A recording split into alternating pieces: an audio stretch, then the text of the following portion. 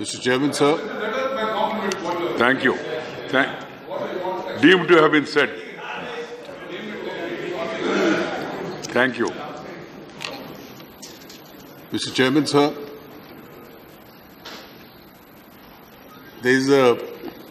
Yours has been a journey close to 5 decades of a grassroots level political worker who literally has climbed every step of the political ladder.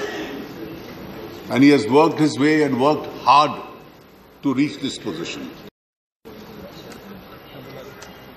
I first recollect you when you were very young, and as a student leader you used to come to Delhi.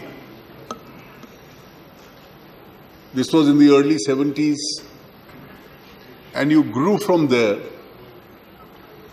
grew into an office bearer, a member of the Legislative Assembly, an office bearer of a state party, national party, member of parliament. And today, with close to 20 years experience as a member of this house, you have the honor of presiding over this house. Since you've been a long member, you obviously know the traditions, the culture and the functional style of this house itself. Sir, there have been times where the relevance of Parliament used to get pushed into the background. One party used to have an overall majority. We've also seen days where the whole opposition was in jail and constitution amendments were passed by a depleted strength.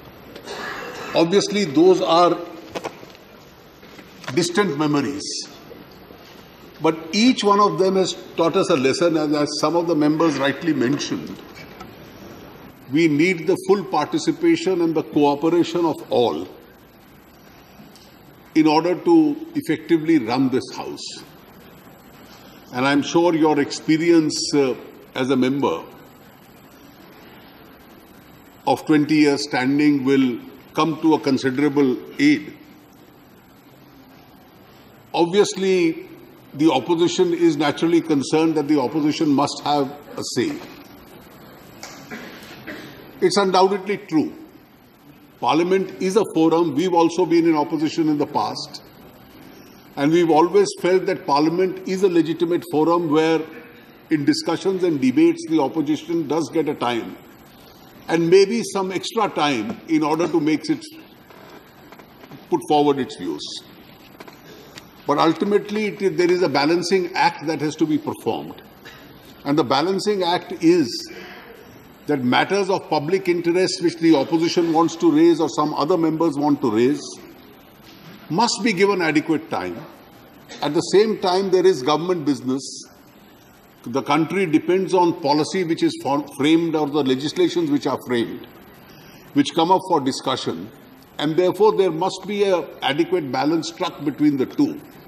And I'm sure with your wisdom and experience, you'll be able to strike the balance itself.